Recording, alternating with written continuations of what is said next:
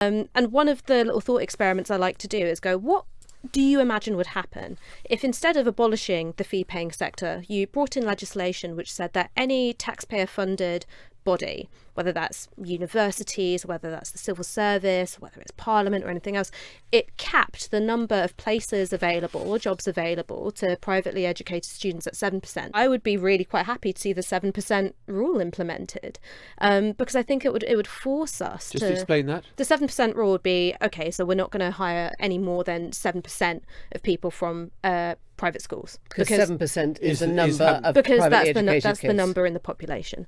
I would be really keen to see something like that happen. So I think it would force us to reckon with two things. One is the level of classism, which is still really embedded in elite institutions, the way in which we associate articulacy, erudition, and reason with people who come from much more wealthy backgrounds. And then the second thing is also it would force us to look at, okay, so what have we consigned the 93% to education wise?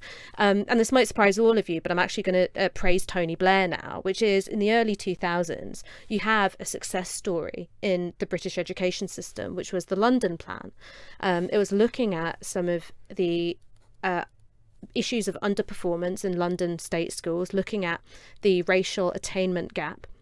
And effectively what the new Labour government did is just go, we're going to make it rain. Hundreds and fiddies, money. And it did a really good job. The Newsagents. This is a Global Player original podcast.